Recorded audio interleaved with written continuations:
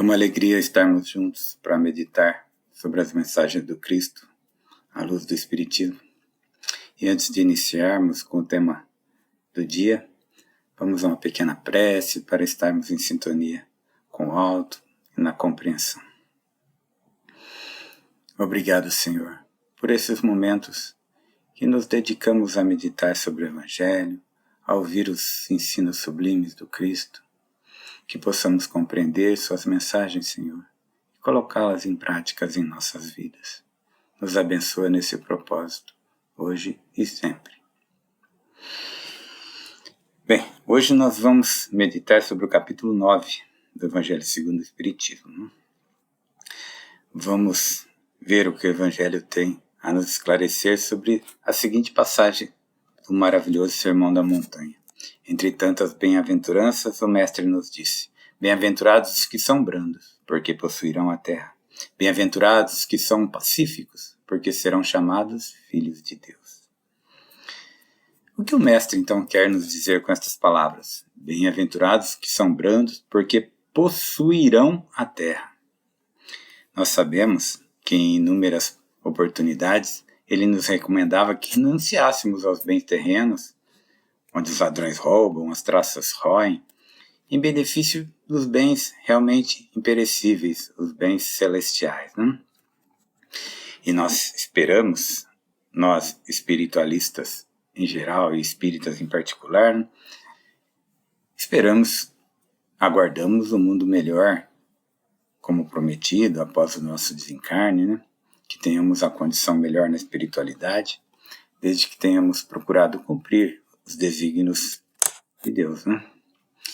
Mas, enquanto aguardamos esses bens espirituais, recompensa do nosso bom proceder, enquanto esperamos receber no plano espiritual os frutos do que estamos plantando aqui, todos nós temos as necessidades dos bens materiais.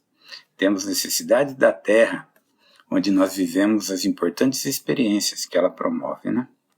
E o Mestre conhecia essas nossas necessidades, sabia da importância do planeta para a nossa evolução, dessa vida material. Tantas vezes ele ajudou materialmente aqueles que o buscavam, com pães, peixes, vinho, e especialmente com muitas curas do corpo físico. O que o Mestre nos recomenda, no entanto, é que nós não liguemos mais importância a esses bens materiais do que os bens espirituais. Isso nós entendemos. Mas não é o que a humanidade tem feito até agora. Kardec nos esclarece que a história da humanidade nos mostra exatamente o contrário. Nós nos dedicamos mais às conquistas materiais. Pelas lutas constantes que provocamos, nós percebemos que até agora os bens da terra são monopolizados à força, são mantidos à força pelos violentos, em prejuízo daqueles que realmente são brandos e pacíficos. Ele nos fala que aos brandos e pacíficos muitas vezes falta o necessário, ao passo que os outros têm o supérfluo, muito mais do que precisam. Hoje talvez não tanto pela força física, pela força bruta como antigamente, mas com certeza pela força política, pela força financeira, pela força militar, Os poderosos continuam subjugando os brandos e pacíficos. E Jesus então nos faz essa promessa, que assim na terra como no céu, os brandos e pacíficos serão beneficiados, porque os brandos possuirão essa terra, esse planeta, e os pacíficos no plano espiritual serão chamados filhos de Deus, E nós podemos compreender com os esclarecimentos da doutrina espírita que a Terra, assim como nós, individualmente, também evolui. E quando a humanidade, na grande maioria, se submeter à lei de amor e caridade, quando o egoísmo estiver esgotado para as nossas gerações futuras, nessa época esperemos não muito distante, o brando e o pacífico já não serão mais explorados, nem esmagados pelo forte e pelo violento. Serão modelos a ser seguidos pela grande maioria. Esta vai ser a condição da Terra, quando, de acordo com a lei de progresso, as promessas do Cristo, este nosso planeta de provas e expiações se tornar um mundo de regeneração. Isso ocorrerá por afastamento dos maus, dos egoístas, daqueles que não compreendem as leis de amor, de caridade. Nos conta o mestre pela psicografia de Chico no livro Jesus no Lar, que nessa época sublime, quando nós vencemos o egoísmo, os homens não se ausentarão mais do lar para combater seus irmãos em rios de sangue, por ganância, preconceito. Não. Eles estarão combatendo as trevas da ignorância, as chagas da enfermidade, as angústias da fome e todas as torturas morais. Nesta época sublime, o arado, as ferramentas de trabalho substituirão as máquinas de guerra nas exibições públicas. O livro edificante estará no lugar das armas. As competições serão para venerar os mais amorosos e os mais sábios. Quando o sacrifício pessoal em favor do próximo constituir uma honra legítima, a humanidade, então, estará chegando nesses tempos de paz e de amor. Provavelmente nós não veremos essa transformação nessa nossa existência atual, mas certamente estaremos lá, ou em espírito, em novos corpos, desde que, como nos dito, sejamos brandos e pacíficos. E para que possamos nos preparar para essa herança divina, complementando esses conceitos sublimes, nós temos as mensagens dos amigos espirituais que vão esclarecendo esses ensinos do Mestre, recolhidos por Kardec, que nos colocam de uma forma mais prática, trazem para o nosso dia a dia esses conceitos tão elevados. Né? Como nos tornarmos brandos e pacíficos? Né? Como conciliar a nossa vivência com esse progresso? E a primeira mensagem do amigo espiritual nos fala da afabilidade e da doçura. O amigo nos fala mais ou menos assim: a benevolência para com os semelhantes, ou seja, a boa vontade, as boas intenções, o altruísmo para com nossos irmãos, frutos do nosso amor ao próximo, vai produzir em nós duas qualidades, a afabilidade e a doçura, que são formas de manifestar esse sentimento de amor nas relações humanas. Se nós pensarmos como é gostoso quando tomamos contato com pessoas afáveis, dóceis no portar-se, são sempre uma presença cativante. Podemos lembrar do Chico, de outras pessoas conhecidas do nosso íntimo, geralmente idosas, que a estrada da vida, de certa forma, já lapidou e que nos dão aquela paz ao conversarmos com ela. Dá vontade de ficar próximo a essas pessoas. Pois bem, elas já alcançaram essas virtudes. E nós, na grande maioria, ainda estamos buscando estabelecer essas qualidades em nós. O amigo nos esclarece que nem todos que são afáveis no falar, dóceis no proceder, são realmente benevolentes, né? Ele nos explica que às vezes não devemos crer só nas aparências, temos que conhecer a fundo.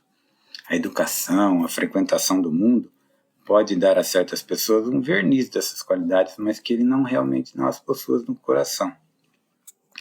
Há pessoas cuja fingida bonomia não passa de uma máscara para o exterior, como se fosse uma roupa, uma beleza exterior que dissimula o interior, as suas deformidades, né, as suas ainda imperfeições. E o nosso mundo ainda está cheio de pessoas assim, que têm nos lábios o sorriso e no coração o veneno, que são brandas desde que ninguém as aborreça, pois mordem a menor contrariedade, nos dizem. Pessoas cuja língua de ouro, quando falam pela frente, se tornam dardos venenosos quando estão nas nossas costas. Bem, tudo isso, amigo, nos diz para explicar que não é desse que estamos falando. Não basta que dos lábios saiam leite e mel, coisas boas, se o coração não está associado a esses sentimentos. Quando isso acontece, se o coração é diferente do que está no coração, o que é a hipocrisia, as palavras do Mestre. Então, aquelas pessoas cuja afabilidade, a doçura não são fingidas, né? Nunca se desmentem, são sempre as mesmas, tanto na sociedade como na intimidade do lar. Então é importante compreendermos que temos que começar, para termos essas qualidades, mudando o nosso íntimo, o nosso interior, para depois exteriorizar esses sentimentos, que um dia estarão realmente enraizados no nosso coração, serão partes da nossa personalidade. Não vai ser necessário pensar, nossa, eu tenho que ser dócil, eu tenho que ser afável, tenho que ser mais sereno ao falar. Não, nós vamos fazer isso naturalmente. Então ele conclui o amigo dizendo, pelas aparências se consegue enganar os homens, a Deus ninguém engana. Então vamos tentar lapidar essas qualidades em nós, né? Agora vamos falar de outro ponto primordial para alcançarmos sentimentos mais nobres e elevados no campo da brandura e da pacificação. Vamos falar de uma virtude que deve ser exercitada diariamente. Todos nós temos alguma dificuldade com ela, né? É a paciência. É uma mensagem lindíssima. É difícil resumir porque perde a beleza das palavras do ensino. É o item 7 desse capítulo 9. O amigo começa nos dizendo assim: a dor é uma bênção que Deus envia aos seus eleitos. Não aflijais, pois, quando sofrerdes. Antes, bendizei a Deus onipotente, que pela dor neste mundo vos marcou para a glória do céu. Ah, o ensino da dor. Como é difícil compreendermos, né, que a dor nos vem para que possamos aprender e crescer com ela. E ele continua então dizendo: sede pacientes. A paciência também é uma caridade, e deveis praticar a lei de caridade ensinada pelo Cristo enviado de Deus. Ele nos fala que a caridade de dar esmola aos pobres é a mais fácil de todas. A outra mais penosa e mais meritória, portanto, é a de perdoarmos aqueles que Deus coloca em nosso caminho para serem instrumentos do nosso sofrer e para nos porem à prova a paciência. Interessante, não é? Nenhum de nós estabelece relações de convivência ao acaso, né? Aquele ser que está na nossa vida, que está no nosso caminho e que testa a nossa paciência às vezes ou constantemente, tinha que estar ali. Nós merecemos aquela convivência. E temos que compreender que diante das dificuldades, das diferenças, das incompreensões da convivência, está a oportunidade de melhorar nossos sentimentos, de praticar o perdão, a compreensão, frutos da nossa paciência, né? Ele conclui de uma forma memorável, para nos lembrarmos sempre quando a paciência estiver à prova, né? Ele nos diz mais ou menos assim: a vida é difícil, bem eu sei. Compõe-se de mil nadas, mas que são como alfinetadas que acabam nos ferindo. Se nós, porém, compararmos os deveres que nos são impostos com as consolações, as compensações que, por outro lado, recebemos, nós havemos de reconhecer que as bênçãos são muito mais numerosas que as dores. Ele nos diz assim, então: coragem, irmãos. Tendes no Cristo vosso modelo. Muito mais sofreu ele do que qualquer um de vós. E ele nada tinha que se penitenciar, ao passo que vós tendes um passado a expiar, e tende que vos fortalecer para o futuro. Sede, pois, pacientes. Sede cristãos. Essa palavra, cristão, resume tudo isso, né? Ser cristão é ser paciente, compreensivo, perdoar. Lição da paciência. Vamos praticar. Então falamos da afabilidade, da doçura, da paciência. Agora vamos falar de outras duas qualidades citadas, semelhantes e importantes, que temos que colocar como meta nas nossas vidas para o nosso crescimento. O amigo nos fala, e Kardec lá coloca, sobre a obediência e a resignação. Ele nos fala que a doutrina do Cristo, em muitos dos seus pontos, estão ligadas à obediência e à resignação. Duas virtudes companheiras da doçura também, muito ativas. Ele nos diz que o problema é que muitos de nós, a grande maioria, confundimos obediência e resignação com a negação dos nossos sentimentos, da nossa vontade, do nosso querer, né? Então a diferenciação é que a obediência é o consentimento da razão, do intelecto. Sabemos que devemos obedecer. São regras claras que vemos na natureza, no nosso cotidiano, e que nós devemos obediência. Compreendemos isso. Resignação é o consentimento do coração. É a emoção que nos diz que temos que acatar. Geralmente é a amiga dor que nos chega, né? Porque não temos uma solução de imediato para aquilo. Então a obediência e a resignação são forças ativas, porque para que nós possamos adquirir tais qualidades, temos que passar por essas provações que a vida às vezes nos traz e que uma revolta insensata não nos deixa vencer. Se não aceitamos o fardo que deveríamos carregar, podemos perder o mérito que teríamos caso tivéssemos realmente suportado com fé, com coragem, com determinação determinada prova. Infelizmente, nós temos todos os dias nos noticiários pessoas que por um minuto de falta de paciência, de compreensão, perdem os trabalhos de uma vida inteira. Brigas de trânsito banais tiram vidas, uma ultrapassagem devida leva famílias, uma agressão impensada pode separar um amor verdadeiro, não é? E Jesus, nosso modelo e guia, foi a encarnação dessas duas virtudes, obediência ao Pai e a sua missão, ao que ele se propôs. Resignação diante das nossas imperfeições, das dificuldades que nós tínhamos, sem ferir o nosso livre-arbítrio. Né? Eram qualidades que à época eram desprezadas, mas que o Mestre mostrou e valorizou àquela época. E o amigo nos fala então que cada época é marcada com um cunho de uma virtude ou de um vício que a salva ou a perde. Né? E a virtude atual da nossa geração é a atividade intelectual. E nossa grande dificuldade, nosso vício, é infelizmente a indiferença moral diante dos sofrimentos alheios, frutos do nosso egoísmo. Se pensarmos bem, estamos num momento único da nossa existência, diante de uma revolução de conhecimento e tecnologia sem precedentes. Mas, infelizmente, a moral não caminha ainda na mesma velocidade. Então, portanto, muitas dificuldades estão por vir na nossa caminhada humana, necessárias para que juntos possamos nos unir, nos apoiar, criar um objetivo maior de caridade entre todos nós com o sofrimento. Né?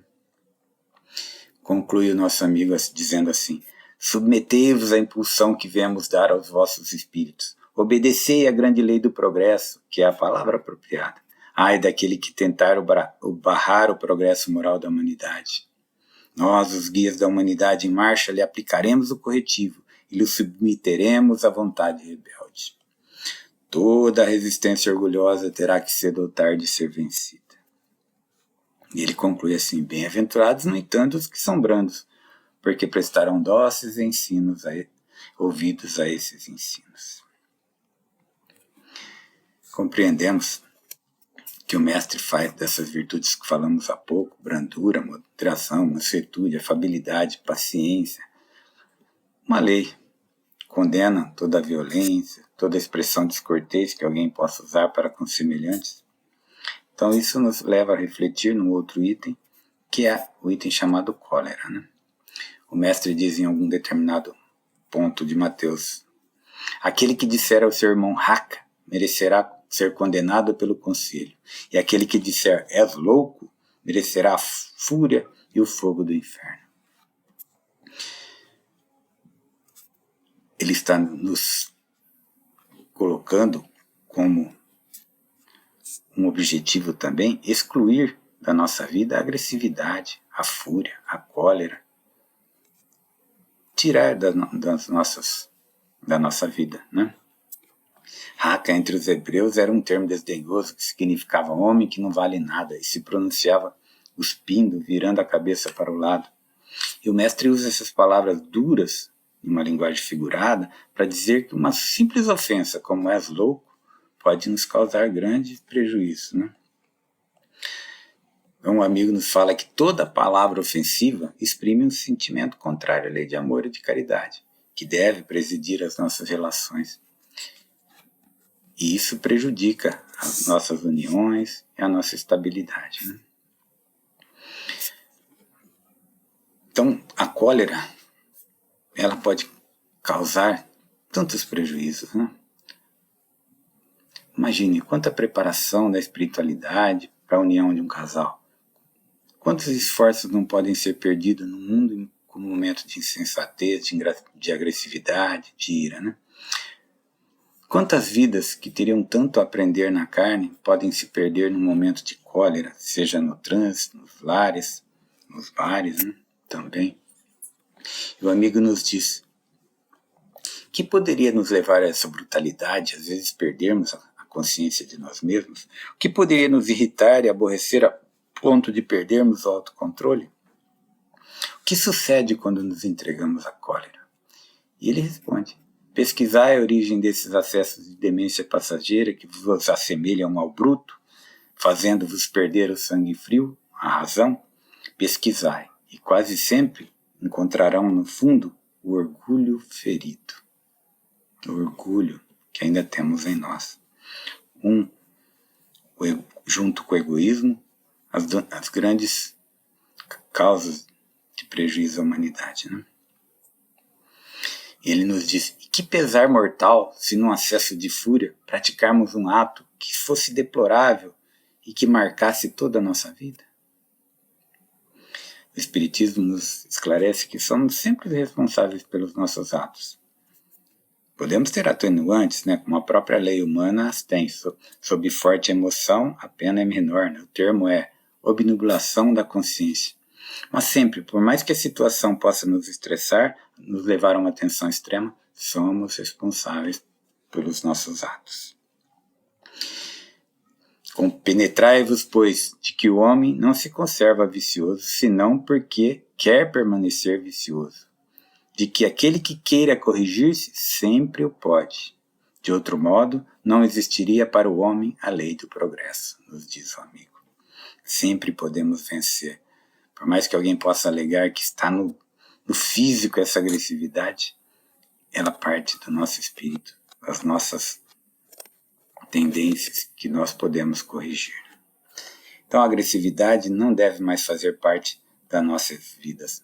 Nem a agressividade verbal, nem física, nem a virtual, tão atualizada, seja direta ou indiretamente. Depois de tantos ensinos do mestre, perdoar-se 70 vezes 7, amar os inimigos, fazer ao bem os que nos perseguem e caluniam, jamais a violência.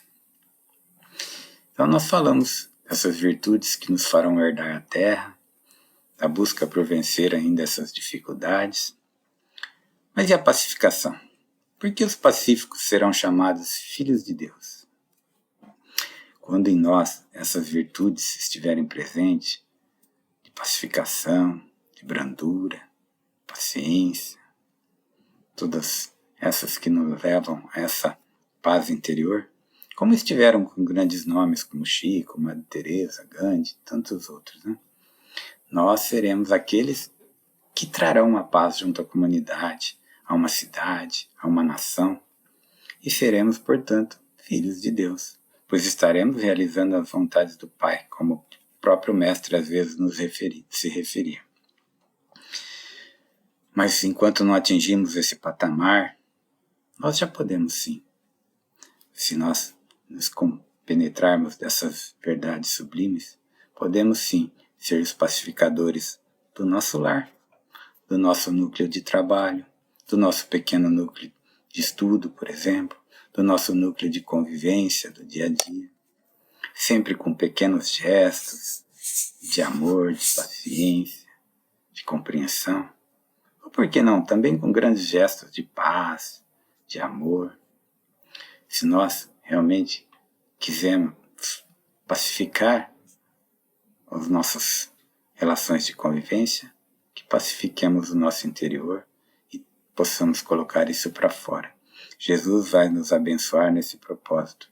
E assim como pacificadores, seremos chamados filhos de Deus. Essa é a mensagem do dia.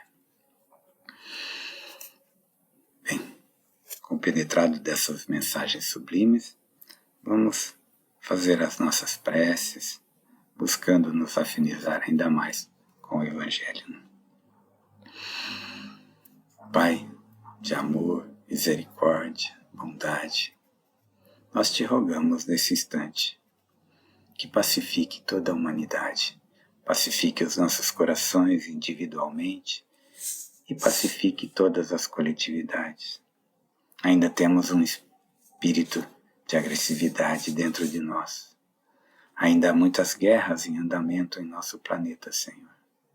Nos auxilia a eliminar de vez da Terra esses conflitos tão dolorosos. Nos abençoa nesse propósito, Senhor.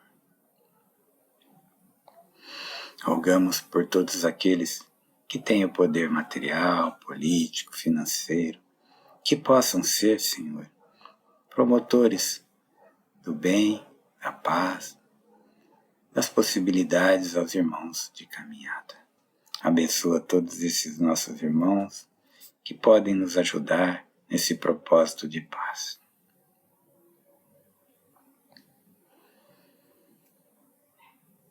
Pedimos, Senhor, por todos aqueles que convivem conosco no nosso dia a dia.